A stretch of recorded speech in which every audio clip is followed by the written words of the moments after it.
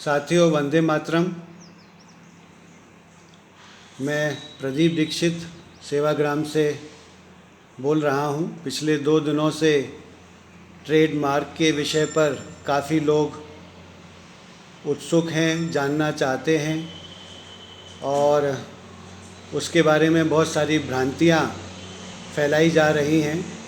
मैं चाहता हूँ कि मैं आपको उन सब भ्रांतियों के बारे में निराकरण करूं और किस योजना के तहत और किस लिए यह सारे विषयों पर काम शुरू किया गया है, उसके बारे में भी आप शायद थोड़ा सा मैं आपको बता सकूं, ताकि आपको इन सब चीज़ों का एक विचार हो सके। हम सब राजीव भाई को काफ़ी अच्छे से सुनते हैं, राजीव भाई के बारे में विचार करते हैं और उनको विचार करके जीवन में उनका पालन करने की कोशिश करते हैं। और राजीव भाई के जीवन के 2 पहलू हैं। जितना मैंने उनको समझा है, उनके साथ रहा हूँ, उनको जानता हूँ, उस आधार पर जो बातें मैं आपसे शेयर कर सकता हूँ वो आपको सुननी चाहिए। उनके जीवन के 2 पहलू नज़र आते हैं। एक पहलू राजीव भाई का वैचारिक जीवन है, उनका वैचारिक पक्ष है। और जब तक राजीव भाई जिंदा थे या जब तक उन्होंने जीवित रूप में काम किया, पूरी तरह से अपने जीवन को या अपने विचारों को वैचारिक सांचे में ही डाला। 1998 से या 1990 से उन्होंने विदेशी कंपनियों के ख़िलाफ़ काम शुरू किया और विदेशी कंपनियों के ख़िलाफ़ काम शुरू करके, यूनियन कार्बाइड के ख़िलाफ़ काम शुरू करके लगातार विदेशी कंपनियों को देश से बाहर भगाने के लिए या विदेशी कंपनियों के ख़िलाफ़ जनमत तैयार करने के लिए जगह जगह व्याख्यान दिए, जगह जगह भाषण दिए, स्कूलों में, कॉलेजों में और उसके अलावा सभाओं में, वकीलों के बीच में जाके उन्होंने व्याख्यान दिए और उनको यह समझाने की कोशिश की कि विदेशी कंपनियां हमारे देश को लूट रही हैं, इसलिए हम स्वदेशी के विचार को अपनाएं और स्वदेशी के विचार से ही देश फिर से समृद्ध होगा। इस पूरे विचार के आधार पर, इस पूरे सिद्धांत के आधार पर उन्होंने व्याख्यान दिए। 5 सालों तक, 6 सालों तक, 8 सालों तक जब स्वदेशी के विचार पर हमने लोगों को समझाया, उनको कन्विंस किया, विदेशी विचारों के बारे में लोगों को बताया, विदेशी कंपनियों के बारे में बताया, विदेशी संस्कृति के बारे में बताया, तो लोग हमसे अक्सर एक ही सवाल पूछा करते थे, राजीव भाई से एक ही सवाल पूछा करते थे कि अगर हम विदेशी कंपनियों का सामान ना अपनाएं तो कौन सा सामान अपनाएं। तो वैसी स्थिति में राजीव भाई और उस समय के साथियों ने मिलकर स्वदेशी विदेशी की लिस्ट बनाई और पूरे देश भर में स्वदेशी सामानों को खरीदने का आग्रह किया। आप लोगों के पास जो राजीव भाई के सबसे पुराने व्याख्यान हैं वो 1997 से शुरू होते हैं। उससे पहले के व्याख्यानों की रिकॉर्डिंग हमारे पास नहीं है, राजीव भाई के भी पास नहीं थी। तो 1997 के बाद के जो व्याख्यान हैं उनमें आप पूरी आसानी से समझ सकते हैं कि विदेशी कंपनियों का बहिष्कार करें। बाटा, लिप्टन, पेप्सी कोला, यूनिलीवर या कैडबरीज या नेस्ले, जितनी भी विदेशी कंपनियों के सामान हैं उनका बहिष्कार किया जाए और स्वदेशी कंपनियों के सामानों को खरीदा जाए। और उस समय स्वदेशी कंपनियों के सामानों को खरीदने की जो सूची दी जाती थी, उस सूची के आधार पर काम किया जाता था। लेकिन राजीव भाई के समय में स्वदेशी सामान बनाना या स्वदेशी सामान की बिक्री करने का कोई बहुत बड़ा नेटवर्क नहीं बना था और ना हम उस नेटवर्क को बना पाए। हमने बहुत कोशिश की या हम उस विषय पे नहीं सोच पाए या हम ऐसी टीम नहीं बना पाए कि हम स्वदेशी सामानों की उपलब्धता पर काम कर सकें या स्वदेशी सामानों को हम बना सकें या स्वदेशी सामानों का विपणन कर सकें, उनके लिए व्यवस्थाएं कर सकें। ऐसा हम कुछ भी नहीं कर पाए, जिसकी वजह से राजीव भाई की बात सिर्फ इतनी ही होती थी कि भाई विदेशी कंपनियों का बहिष्कार करो और स्वदेशी सामान अपनाओ। लेकिन सारे प्रयासों के बावजूद राजीव भाई के समय में उनके हाथों से 3 ही स्वदेशी भंडारों का उद्घाटन हुआ था, जिसमें एक कोटा का भंडार था, एक जलगांव का भंडार था और दूसरा एक छत्तीसगढ़ में भिलाई का भंडार था। 3 भंडारों का उद्घाटन, 3 भंडारों का शुभारंभ राजीव भाई के समय हुआ। फिर उनका जुड़ाव भारत स्वाभिमान के साथ हुआ, स्वामी रामदेव जी के साथ हो गया। उसके बाद की घटनाएं सब आपके सामने हैं, आप जानते हैं बेहतर ढंग से क्या हुआ। तो मेरा ये कहना है कि राजीव भाई के समय जो सबसे मूल बात थी वो ये बात थी कि राजीव भाई स्वदेशी के विचार के प्रचार के लिए घूमते रहे और उन्होंने स्वदेशी के विचार का बहुत बड़े लेवल पर लोगों का प्रचार किया या विदेशी कंपनियों के बहिष्कार का प्रचार किया, लेकिन स्वदेशी सामानों को उपलब्ध कराने के ऊपर कोई बहुत ज़्यादा काम हम नहीं कर पाए। अब इसका जो दूसरा पहलू ये है कि राजीव भाई के जो विचार हैं उसके दो पहलू हैं, जैसा मैंने कहा कि एक स्वदेशी के विचारों का प्रचार करना, दूसरा स्वदेशी के सामानों की उपलब्धता कराना और स्वदेशी के सामानों को बिक्री कराने के लिए उपलब्ध कराना। अब जब तक राजीव भाई थे तब तक विचारों का प्रचार किया, लेकिन राजीव भाई के जाने के 2-3 साल बाद हम सबको ऐसा लगा, खासकर मुझे विशेष रूप से, मैंने अपनी जो भूमिका तय की वो यह तय की कि भाई हम तो रचनात्मक कामों में लगेंगे और स्वदेशी के विचार को आगे बढ़ाने का काम करेंगे, स्वदेशी के उत्पादन का काम करेंगे, जगह जगह स्वदेशी भंडार खोलेंगे, जगह जगह स्वदेशी के कार्यकर्ताओं को हम संगठित करेंगे, स्वदेशी बनाने वाले उद्योगों को संगठित करेंगे। इसलिए मैंने अपने लिए जो भूमिका तय की वो पूरी तरह से स्वदेशी के विचार के प्रायोगिक पक्ष कर थी। और इसलिए हमने फिर 2 साल पहले 3 साल पहले बागभट्ट नाम का एक ब्रांड रजिस्टर्ड किया और बागभट्ट के ब्रांड पर हमने स्वदेशी उत्पादनों का उत्पादन और उनका वितरण शुरू किया। हमने कोई गलत काम नहीं किया है, हमने कोई अनैतिक काम नहीं किया है, हमने कोई राजीव भाई के विचारों के गलत जाकर या उनके विचारों के विरुद्ध जाकर हमने कोई काम नहीं किया। जब राजीव भाई अपने समय में 3 स्वदेशी भंडार खोल सकते थे या खुलवा सकते थे, हम 300 भंडार क्यों नहीं खोल सकते? हमारा हक है कि जो काम राजीव भाई नहीं कर सके वो काम करने के लिए अगर हमने पहल की है तो हमने कोई गलत काम नहीं किया है। इसलिए हमने तो अपने जीवन का लक्ष्य ये बनाया कि भाई हम किसी भी तरह से स्वदेशी के विचार को स्थापित करने के लिए प्रायोगिक काम करेंगे और स्वदेशी के विचार को स्थापित करेंगे। इसलिए उस रास्ते पर हमने शुरू किया। जिन भाइयों को ऐसा लगता है कि ये बेकार का काम है, जिन भाइयों को ऐसा लगता है कि फालतू का काम है, सिर्फ व्याख्यान देना ही सबसे बड़ा काम है, सिर्फ घर घर जाके समझाना अच्छा काम है, तो वो समझाएं।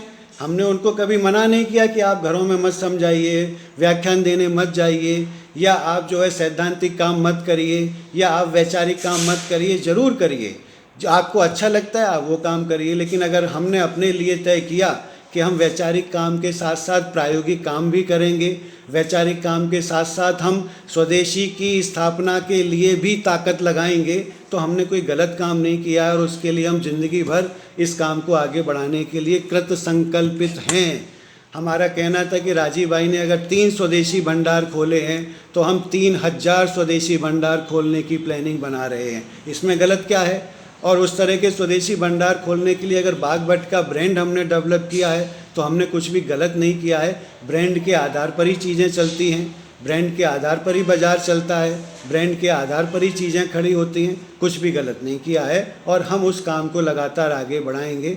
हम कोशिश करेंगे कि देश भर में 3 स्वदेशी भंडार जो राजीव भाई ने खोले थे, उसी तरह 3000 स्वदेशी भंडारों का हम देश भर में खोलने की तैयारी कर सकें और उस काम में लगे हैं। उसमें हमारे उत्पादन भी आएंगे और देश भर में छोटे छोटे स्वदेशी भंडार जो स्वदेशी उत्पादन का काम करते हैं उनके सामान भी लगाएंगे। अभी मात्र 3 महीने पहले 2 महीने पहले हमने यहाँ पर पंचगव्य शिविर लगाया। पूरे देश भर से 40-45 लोग आए पंचगव्य का उत्पादन सीखने के लिए। हमने उनके साथ भी कमिटमेंट किया है कि अगर हमारे साथ मिलकर जो गौ उत्पादक लोग जो गाय के उत्पादन का काम करेंगे, पंचगव्य का उत्पादन का काम करेंगे, हम उनके उत्पादनों को भी बाज़ार में उपलब्ध कराएंगे और उनको भी खड़ा करने की कोशिश करेंगे। ये हमारा कमिटमेंट हमारे 25 साथियों के साथ है जो यहाँ पर शिविर में आए थे और हमने उनका उत्साह बढ़ाने के लिए उनको ये जिम्मेदारी दी। हम उस पर आगे भी काम करेंगे। मेरे कहने का जो तात्पर्य है वो ये है कि राजीव भाई ने जो वैचारिक काम खड़ा किया उस पर प्रायोगिक काम खड़ा करने के लिए हमने काम शुरू किया है और हम वो करेंगे। रहा सवाल ट्रेडमार्क का कि राजीव भाई के फ़ोटो के ऊपर ट्रेडमार्क क्यों ले लिया या क्यों लेना चाहिए, क्यों नहीं लेना चाहिए, उसके पीछे जो सबसे बड़ा रीज़न है आपको मैं पूरे विश्वास के साथ, आश्वासन के साथ कहता हूं कि जो भी राजीव भाई के साथी या उनके कार्यकर्ता वैचारिक काम कर रहे हैं, उनको कोई भी इस तरह का चिंतन करने की ज़रूरत नहीं है।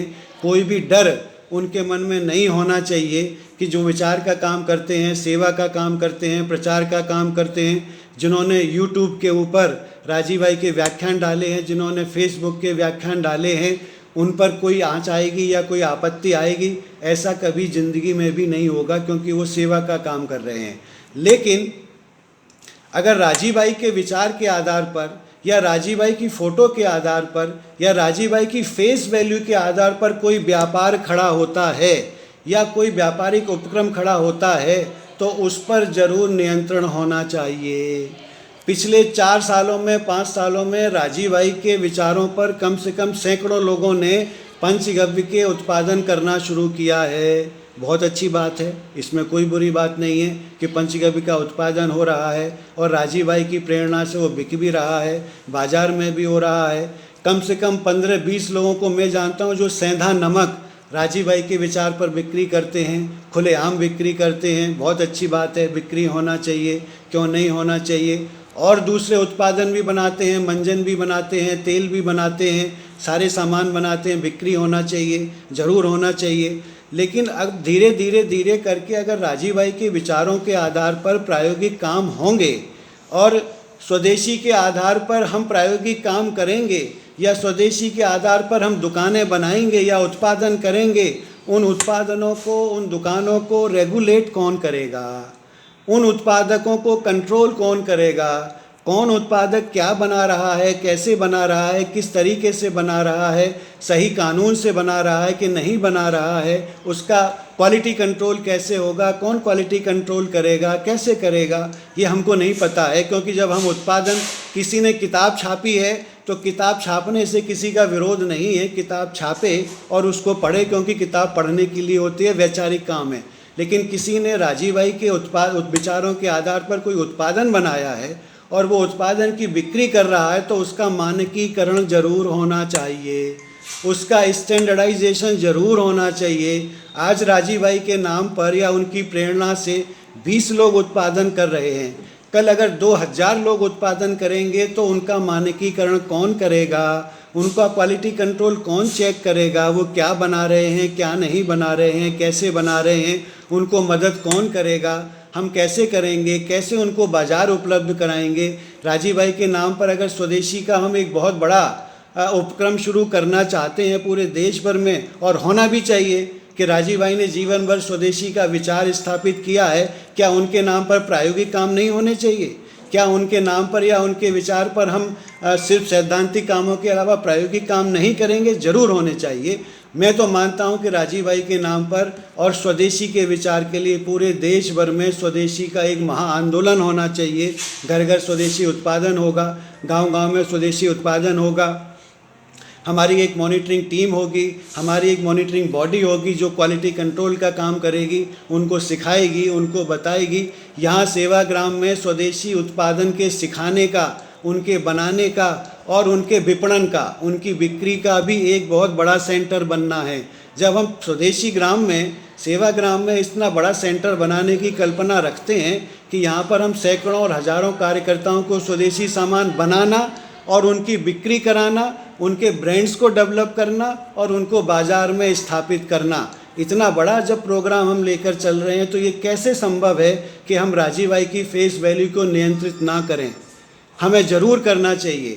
दूसरी बात, मैं आप सभी कार्यकर्ताओं से एक और शेयर बात करना चाहता हूं कि पिछले 4-5 सालों में, 6 सालों में मेरे पास नहीं, सभी कार्यकर्ताओं के पास ऐसी शिकायतें आ रही हैं कि राजीव भाई के नाम पर जिन्होंने फर्जी किताबें छाप ली, राजीव भाई के नाम पर जिन्होंने कुछ भी कर लिया, किताबें मंगाई, सीडी मंगाया, साहित्य मंगाया, किताबें नहीं दी। मैं नाम भी बता सकता हूँ, लिस्ट बना के भी दे सकता हूँ कि ऐसे कितने लोग हैं जो इस तरह का काम करते हैं, लेकिन आज तक किसी ने उनके ऊपर उंगली नहीं उठाई, किसी ने उनको पकड़ा नहीं। क्यों नहीं पकड़ा? आज छोटी सी बात है, कल को हज़ारों लोग उत्पादन करेंगे तो उनको कौन नियंत्रित करेगा, कैसे काम करेंगे? तो ये जो पूरा ट्रेडमार्क का जो सवाल है, ये आगे की भविष्य की रणनीति बनाकर किया गया है कि अगर हम राजीव भाई के विचारों के आधार पर बहुत बड़ा स्वदेशी का एक महा आंदोलन चलाना चाहते हैं। उत्पादन के क्षेत्र में, विपणन के क्षेत्र में, बिक्री के क्षेत्र में तो हमको निश्चित तौर पर इसके नियम कायदे कानून बनाने पड़ेंगे, हमको निश्चित तौर पर इसको रेगुलेट करना पड़ेगा, निश्चित तौर पर एक लाइन लेंथ बनानी पड़ेगी ताकि वो सुनियोजित चले, बिना नियोजन के नहीं चलेंगे। आपको ISI मार्क लेना है तो आपको सरकार से ISI मार्क लेना पड़ता है।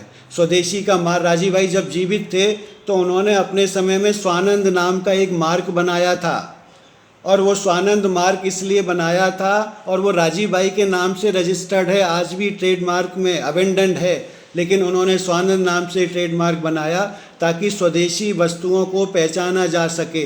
क्या हम आज भी नहीं कर सकते ये काम?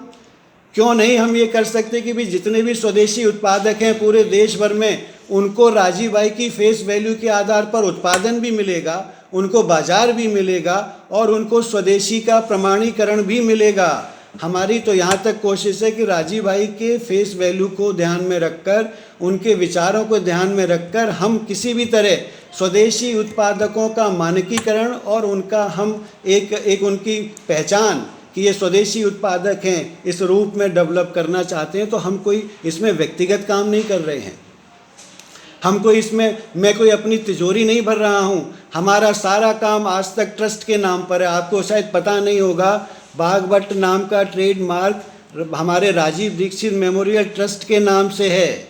हमारा सारा ट्रांजैक्शन ट्रस्ट और संस्था में होता है। मैं आपको एक नहीं हजारों लोगों के नाम ऐसे बता सकता हूं जो राजीव भाई के नाम पर उत्पादन करते हैं, बिक्री करते हैं और अपने पर्सनल खाते में पैसा डलवाते हैं। कोई बुरी बात नहीं है, आप अपने पर्सनल खाते में डलवाइए, लेकिन मेरा तो नैतिक दायित्व है कि मैं सारा का सारा उत्पादन राजीव दीक्षित मेमोरियल स्वदेशी उत्थान संस्था और राजीव दीक्षित मेमोरियल ट्रस्ट दो संस्थाओं में मैं इसका सारा नियोजन करता हूं, और सारा नियोजन हम पूरे देश भर में इसी नाम से फैलाना चाहते हैं। राजीव दीक्षित मेमोरियल ट्रस्ट भी एक ट्रेडमार्क के रूप में डेवलप कराया है, इसलिए कि हम पूरे देश भर में स्वदेशी उत्पादकों को आइडेंटिफाई कर सकें, हम पूरे देश भर में स्वदेशी के उत्पादकों को एक बाजार उपलब्ध करा सकें, हम पूरे देश भर में स्वदेशी का एक महासंग्राम, कम से कम 1000 स्वदेशी उत्पादकों को, ऐसे लोगों को जो गोबर गौमूत्र का काम करते हैं, पंचगव्य के उत्पादन का काम करते हैं, उनको भी अपने साथ जोड़ना चाहते हैं। इसमें क्या बुरा काम है? क्या ये राजीव भाई के सिद्धांतों के खिलाफ है? जब राजीव भाई के जीवन के दो पहलू हैं कि सैद्धांतिक विचार और उसका प्रयोग पक्ष, अगर हम प्रयोग पक्ष पर काम कर रहे हैं तो राजीव भाई का सिद्धांत कहाँ टूट गया? ये राजीव भाई ने अगर 3 स्वदेशी भंडार खोले हैं और हम 300 स्वदेशी भंडार खोलना चाहते हैं, 3000 स्वदेशी भंडार खोलना चाहते हैं और ब्रांड के साथ, तो कौन सा हम बुरा काम कर रहे हैं? हम बिल्कुल बुरा काम नहीं कर रहे हैं। हम स्वदेशी की लड़ाई को आगे बढ़ा रहे हैं। हम सिर्फ भाषण नहीं करना चाहते, हम सिर्फ जो है लोगों को जो है सिर्फ शब्दों का जाल नहीं बुनना चाहते। हम राजीव भाई के विचारों के आधार पर शुद्ध प्रायोगिक काम करना चाहते हैं और हमारा हक है, हमको अपनी लाइन लेंथ तय करने का हक है कि हम क्या करें क्या ना करें। इसलिए हमने सेवाग्राम को उसके लिए समर्पित किया है। बहुत सारे लोग पूछते हैं मुझसे कि आप व्याख्यान देने क्यों नहीं जाते, आप राजीव भाई की तरह व्याख्यान देने क्यों नहीं निकलते? मैं बार बार उनको बोलता हूं कि राजीव जैसा व्याख्यान कोई नहीं दे सकता, राजीव भाई जैसा व्याख्यान कोई नहीं दे सकता, चाहे कोई कितनी भी कोशिश कर ले। जितने भी कुकुरमुत्तों की तरह उगे हुए लोग हैं ना, वो कुकुरमुत्तों की तरह उगे हुए लोग राजीव भाई के प्रचार के लिए काम नहीं करते, राजीव भाई के विचारों के माध्यम से अपने आप को एस्टेब्लिश करने का काम करते हैं। कोई भी हो, आप शुरू से लेके नीचे तक नाम लेके मुझे बता दीजिए, मैं आपको एक नहीं 10 लोगों की लिस्ट बता सकता हूँ कि जिन्होंने राजीव भाई के नाम पर विचार देना शुरू किया, राजीव भाई के नाम पर व्याख्यान देना चालू किया और धीरे धीरे धीरे धीरे अपनी दुकानें खड़ी कर ली, धीरे धीरे अपनी संस्थाएं खड़ी कर ली और अपनी संस्थाएं खड़ी करके अब बोलते हैं कि हम तो राजीव भाई का काम करते हैं, राजीव भाई की चीज़ें करते हैं। ऐसे सैकड़ों लोग हैं और मैं उन लोगों का निंदा नहीं कर रहा हूँ, उन्होंने काम खड़ा किया, अच्छी बात है। लेकिन अगर हम वो काम खड़ा करना चाहते हैं, अगर एक संगठित रूप में खड़ा करना चाहते हैं, हजारों स्वदेशी उद्योगों को संगठित करना चाहते हैं, चाहे वो गांव के हो, चाहे शहर के हो, चाहे मध्यम वर्गीय हों, चाहे वो एकल स्वभाव के लोग हों, चाहे एक व्यक्ति की इंडस्ट्री हो, चाहे 10 व्यक्ति की इंडस्ट्री हो, चाहे गांव की इंडस्ट्री हो, हमको हर हालत में इस ब्रांड के ऊपर उनको इकट्ठा करना है। हमारा उद्देश्य स्वदेशी के लिए, उत्पादकों के लिए, विपणन के लिए एक बड़ी क्रांति करना है, जहाँ पर हम स्वदेशी की सामान उपलब्धता करा सकें। हम कौन सा गलत काम कर रहे हैं? क्या राजीव भाई ऐसा कह के नहीं गए? मैं आपको विश्वास दिलाता हूँ, राजीव भाई के जाने से 1 महीने पहले जब दिवाली के समय वो घर पर आए थे और 1 हफ्ते का उनका प्रवास था, उस 1 हफ्ते के प्रवास के समय जो हमारा उनके डिस्कशन हुआ, बहुत सारे लोग बोलते हैं कि राजीव भाई के साथ प्रदीप भाई क्यों नहीं है। ठीक है, मैं नहीं हूँ क्योंकि मुझे बाहर निकलना पसंद नहीं है, मुझे फ़ोटो खिंचाना पसंद नहीं है, मुझे जो है व्याख्यान देना पसंद नहीं है, मुझे पब्लिक में जाना पसंद नहीं है। तो क्या मैं काम नहीं कर सकता? बिल्कुल कर सकता हूँ, क्यों नहीं कर सकता? राजीव भाई के समय में भी मतलब पीछे रहकर सारा काम संभाला, देखा, ऐसा नहीं कि नहीं किया। लेकिन अगर आपको ऐसा लगता है कि व्याख्यान देना सबसे बड़ा काम है, तो मैं मानता हूँ कि राजीव भाई आज भी व्याख्यान दे रहे हैं। वो नहीं है तो भी उनकी वाणी इतनी जगह फैल रही है, सभी कार्यकर्ताओं को। हम उस वाणी को क्यों रोकेंगे? हम क्यों फेसबुक के ऊपर प्रतिबंध लगाएंगे? हम क्यों यूट्यूब के ऊपर प्रतिबंध लगाएंगे? मैं दावे के साथ कहता हूँ कि ये प्रक्रिया जो है ट्रेडमार्क की, के राजीव भाई के विचारों को बढ़ाने के लिए है, बंद करने के लिए नहीं है। इस तरह की भ्रांति मत फैलाइए। न हमने पिछले 1 साल से राजीव भाई की किताबों पर कॉपीराइट लिया हुआ है। आज तक हमने किसी भी किताब छापने वाले को मना नहीं किया कि तुम किताब मत छापो। कोई भी एक बंदा पूरे देश भर में ला के दे दीजिए, मैं आपको कम से कम 10 नाम बता सकता हूँ। सचिन शिंदे जी राजीव भाई के साथ काम करने वाले कार्यकर्ता हैं, उन्होंने 2 किताबें छापी हैं राजीव भाई के नाम से, हमारा कॉपीराइट लेने के बाद भी। लेकिन हमने आज तक उनको चू नहीं कही। हमने और अप्रिशिएट किया कि अच्छा है, चलो आप छाप रहे हो तो अच्छी बात है। उनकी ही किताब को किसी दूसरे व्यक्ति ने जो है चोरी से उसी नाम से छाप के बेचना चालू कर दिया, वो भी नहीं रोक पाए किताबों का। और मैं आपको विश्वास दिलाता हूँ, राजीव भाई के नाम पर जितनी किताबें बनी हैं, राजीव भाई ने आज तक अपने जीवन में मात्र 3 किताबें लिखी हैं, मात्र 3 किताबें लिखी हैं जो हमने छापी हैं। बाकी सारी किताबें उनके विचार के आधार पर बनी हैं, जो संस्था ने छापी हैं। लेकिन बाज़ार में जितनी भी किताबें मिली हैं, सब कट पेस्ट कॉपी करके निकाला है और राजीव भाई के नाम से निकाला है। राजीव भाई के नाम से कोई भी व्यक्ति कोई भी किताब निकाल सकता है। क्या निकाल रहा है, इसका कंट्रोल किसके पास होगा? क्या कोई ऐसी मॉनिटरिंग बॉडी है? क्या कोई ऐसी बॉडी है जो राजीव भाई के नाम पर बनने वाली किताबों को देख सके कि भाई कौन सा सामग्री जा रहा है, कौन सा सामग्री नहीं जा रहा है? राजीव भाई ने जो कहा है वो भी जा रहा है, जो नहीं कहा है वो भी जा रहा है। कोई हमारे पास मॉनिटरिंग बॉडी नहीं है।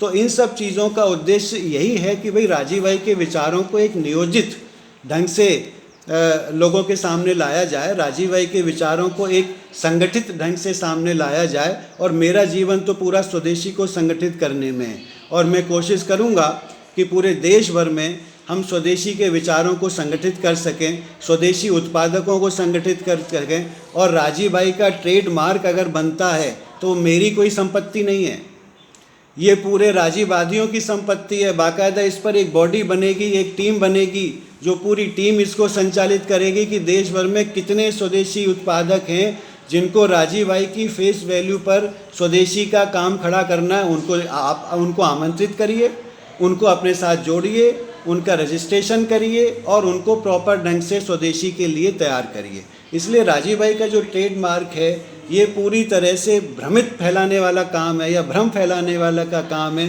कि यूट्यूब के चैनल बंद हो जाएंगे, कि फेसबुक के चैनल बंद हो जाएंगे, कि ये चैनल बंद हो जाएंगे। कोई चैनल बंद नहीं होने वाला, बल्कि और हज़ारों चैनल खुलने शुरू हो जाएंगे। ऐसा कुछ भी नहीं है कि नहीं होगा। मैं तो चाहता हूँ आज 50 चैनल चलते हैं, 500 चैनल चलाना शुरू कर दें। क्या दिक्कत है? कोई परेशानी नहीं है। आप कहोगे तो मैं 500 चैनल खुलवाने में मदद करवाता हूँ। अगर आपको लगता है कि मेरी मदद की ज़रूरत है, फेसबुक के ऊपर लोग कर ही रहे हैं, करते रहेंगे। इसलिए ये भ्रम फैलाने की कोशिश मत करिए कि इन आधार पर ये सब काम हो जाएगा और ऐसा हो जाएगा, वैसा हो जाएगा। बल्कि ऐसा सोचिए कि राजीव भाई की फेस वैल्यू के आधार पर हम हजारों स्वदेशी उत्पादकों को संगठित कर सकते हैं।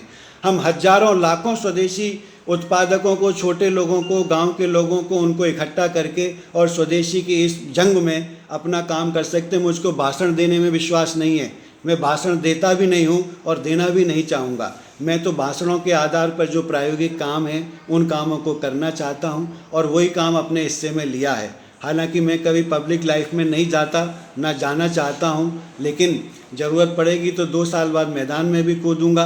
अभी कुछ भाइयों ने राजनीतिक रूप में टिप्पणी की कि राजनीति करना चाहते हैं।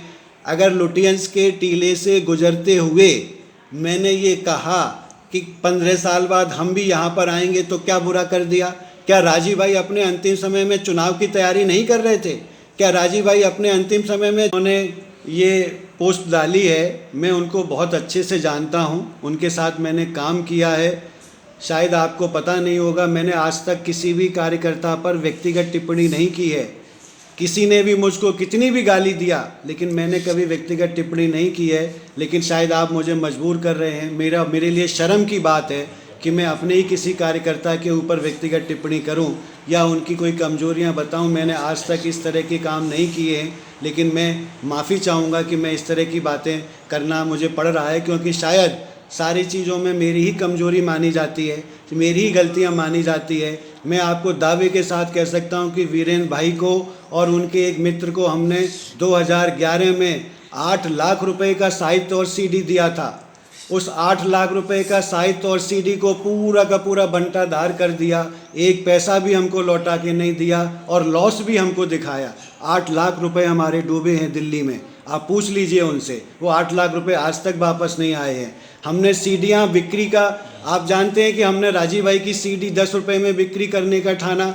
7 रुपये में सीडी हमको बन के आती थी। वो 7 रुपये की सीडी हमने नो प्रॉफिट नो लॉस में 10 रुपये में लोगों को दिया है। 3-3 रुपये की 3-3 रुपये का हमने कम करके दिया है या उनकी तरफ करके दिया है। 40 लाख सीडी हमने नो प्रॉफिट नो लॉस पर बांटी है पूरे देश भर में। हमने कोई विचार का काम नहीं किया। आप कैसे कह सकते हो? पूरे देश के कार्यकर्ता जानते हैं, पूरे ट्रस्टी जानते हैं कि सबसे सस्ती सीडी सेवाग्राम वर्धा ने उपलब्ध कराई है आज तक। उससे सस्ती सीडी किसी ने उपलब्ध नहीं कराई है आज तक।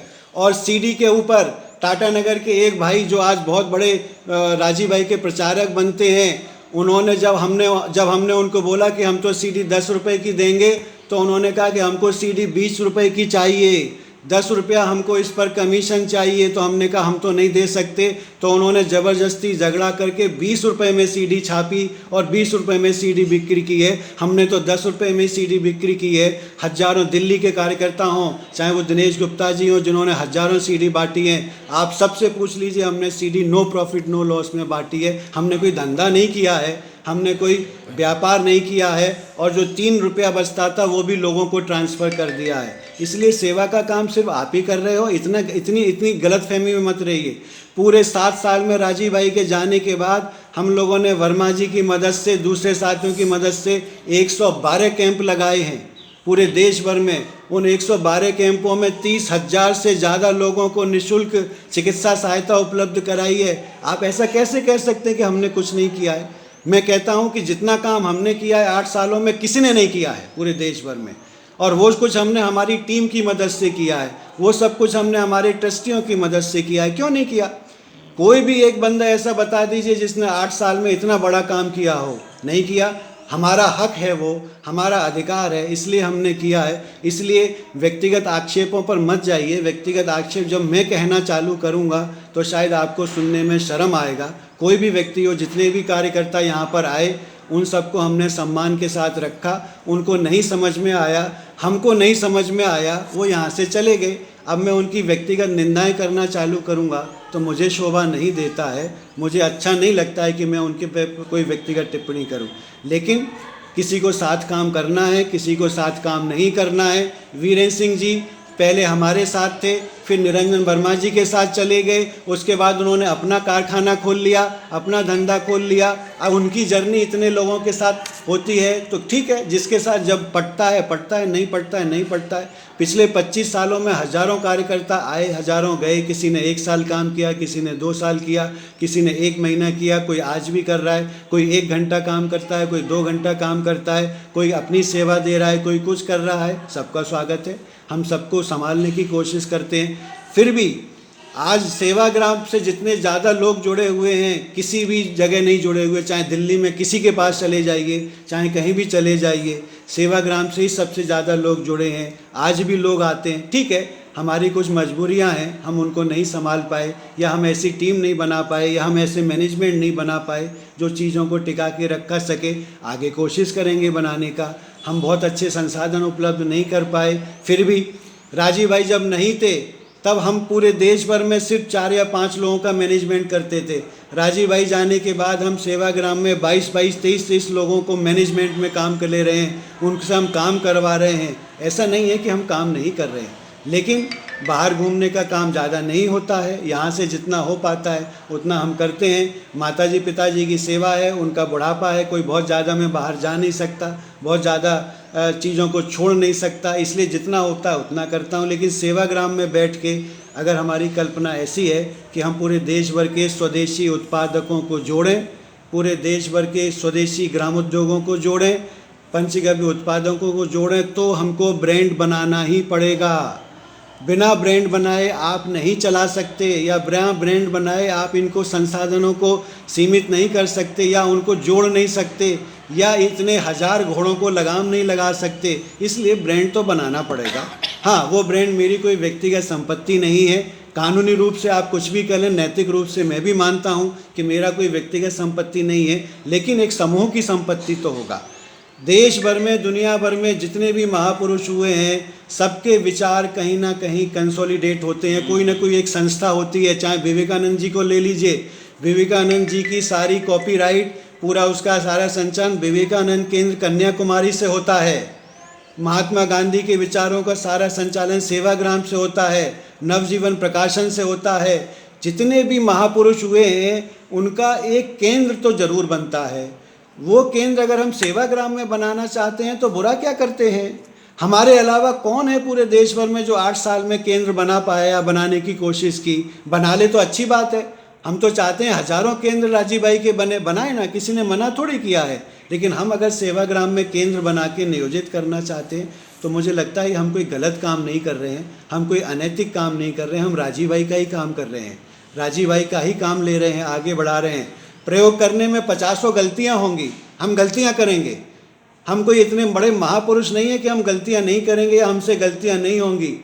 हम जब काम करेंगे, प्रयोग करेंगे, एक नहीं हजारों गलतियाँ होंगी, उन गलतियों को सुधारेंगे, फिर से आगे बढ़ेंगे, फिर से काम करेंगे। यही जीवन है और यही काम है। इसलिए मैं फिर से अंत में आपसे अपील करूंगा, आपको समझाना और आपको विश्वास दिलाना चाहूँगा कि कॉपीराइट का मतलब फेसबुक और यूट्यूब के विज्ञापनों को नियंत्रित करना नहीं है या उनके विचारों को नियंत्रित करना नहीं है। सिर्फ व्यापारिक उपक्रम जो शुरू हो रहा है या हजारों स्वदेशी उत्पादकों को जो हम जोड़ना चाहते हैं, उनके लिए हमको एक ब्रांड चाहिए होगा।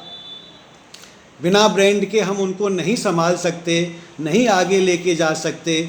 जैसे सरकार ने ISI ब्रांड बनाए हैं या रेगुलेशंस के उन्होंने नियम कायदे कानून बनाए हैं या जो भी किया है, ऐसे ही राजीव भाई का स्वदेशी को विचार बढ़ाने का, उत्पादकों को आगे बढ़ाने का, जगह जगह लोगों को संगठित करने का, उत्पादकों को संगठित करने का और उनको बाज़ार उपलब्ध कराने का उनका एक ब्रांड हम डेवलप कर रहे हैं। इसके पीछे ये डरने की ज़रूरत नहीं है कि हम किसी को जो है हम फ़ोटो लगाने से मना कर देंगे या किसी को हम फेसबुक पर डालने से मना कर देंगे। हम कतई ऐसा नहीं चाहेंगे, क्योंकि हम राजीव भाई को बढ़ाना चाहते हैं, कम नहीं करना चाहते। हमारा उद्देश्य सिर्फ व्यापारिक गतिविधियों को नियंत्रित करने का है, इसके अलावा कुछ नहीं है। जो सैद्धांतिक और सेवा के रूप में राजीव भाई का काम कर रहे हैं उनका खुले दिल से स्वागत है, वो करें।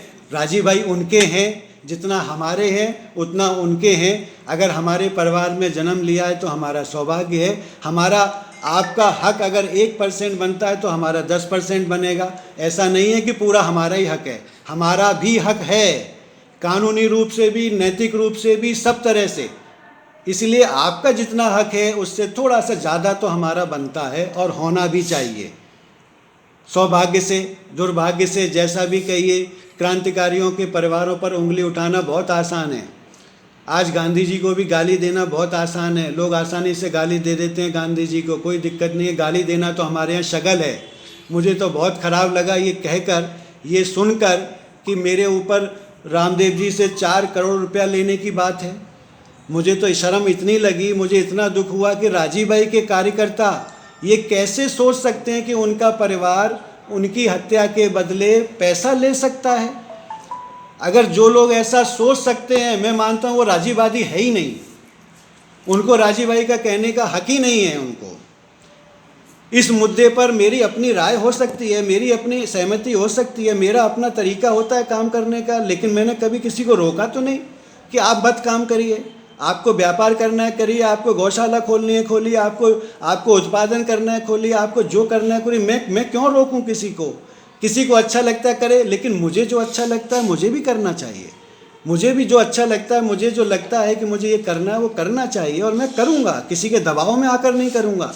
आप लाख बार मुझसे आकर बोलो कि राजीव भाई, प्रदीप भाई इसको करिए ज़बरदस्ती, ऐसा नहीं है। ज़बरदस्ती तो मुझे कन्विंसिंग होनी चाहिए बात, अगर कन्विंस होगी तो मैं बिना कहे करूँगा। इसलिए इस बात को मैं ज़्यादा नहीं पढ़ना चाहता हूँ। मैंने अपना जीवन का उद्देश्य सिर्फ रचनात्मक कामों के लिए लगाया है, और राजीव भाई के जाने के बाद मैंने अपने परिवार को ये संकल्प दिलाया है कि मैं सिर्फ रचनात्मक कामों पर लगूंगा, रचनात्मक कामों को ही खड़ा करूंगा। अपने तमाम साथियों को, अपने पुराने जितने भी तमाम लोग हैं, उन सबको मैंने ये वायदा किया है कि मैं सिर्फ रचनात्मक कामों में लगूंगा, स्वदेशी को खड़ा करने में लगूंगा, स्वदेशी उत्पादकों को खड़ा करने में लगाएंगे, स्वदेशी उत्पादन करेंगे, लाखों हजारों स्वदेशी भंडार खुलवाएंगे, बागभट्ट के द्वारा हो या किसी और के द्वारा हो, लेकिन मेरा उद्देश्य जीवन में स्वदेशी के इस आंदोलन को आगे बढ़ाना है। इसलिए हमने ये ट्रेडमार्क रजिस्टर्ड कराया है, लेकिन इससे कोई हानि नहीं है, इससे किसी को कोई नुकसान नहीं है। ये हमारे लिए चीज़ों को नियंत्रित करने का माध्यम है। अब किसी को अगर नियंत्रित नहीं होना है, किसी को अगर इसमें बंधना नहीं है, राजीव भाई को खुला समझ के इस्तेमाल करना है तो कर सकते हैं, कोई दिक्कत नहीं है। लेकिन मेरा तो ऐसा मानना है कि राजीववादियों को या राजीव भाई के मानने वालों को ये सोचना चाहिए कि राजीव भाई के नाम पर जो भी व्यापारिक उपक्रम चलाएगा उसको एक नियंत्रित मर्यादा में तो काम करना चाहिए, उसको एक ट्रस्ट के अंडर में या एक नियमित तौर पर काम तो करना चाहिए। नहीं तो ये समेटा नहीं जाएगा, इसका कोई संगठन नहीं बन सकता, इसका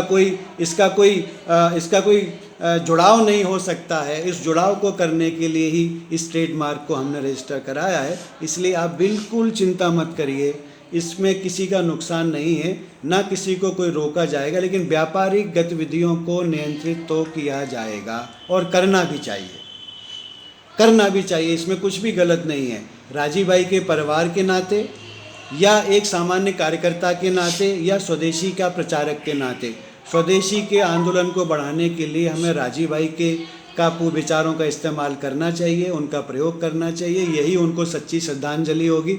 जिनको वैचारिक काम करने हैं वो वैचारिक काम करे, जिनको प्रायोगिक काम करने हैं प्रायोगिक काम करे, जिनको रचनात्मक काम करने हैं रचनात्मक काम करे। मेरा काम रचनात्मक काम करने का है और उसके लिए हमने ये ट्रेडमार्क लिया है। इसलिए डरने की ज़रूरत नहीं है, किसी पर कोई प्रतिबंध नहीं लगेगा। लेकिन जो लोग चोरी करेंगे, जो लोग जो है जालसाजी करेंगे या जो लोग राजीव भाई के नाम पर धोखा देंगे, उनको नियंत्रित करने का काम अगर आप नहीं करोगे तो मैं तो करूँगा, ज़रूर करूँगा। अब तक नहीं किया लेकिन आगे तो करूँगा, इसमें कुछ भी गलत नहीं है। इसलिए मैं आप सबको विश्वास दिलाता हूँ, निश्चिंतता के साथ काम करिए, कोई आपको रोकने नहीं आएगा।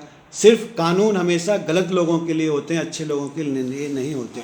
इसलिए मैं आपको विश्वास दिलाता हूँ, आगे और जो प्रश्न आएंगे, जो मुद्दे आएंगे, मैं ज़रूर आपके साथ शेयर करूँगा। शायद कल फिर से कोई दूसरा विषय पर मैं डालूँ वीडियो। मेरा ये पहला वीडियो है जो मैंने आपके सामने रखा है, डाला है। मेरी कोई इच्छा नहीं होती है, लेकिन अगर आप चाहेंगे तो मैं समय समय पर आपके बीच में ज़रूर उपस्थित होऊंगा अपनी बातों को रखने के लिए और अपने विचारों को रखने के लिए। जय हिंद, वंदे मातरम।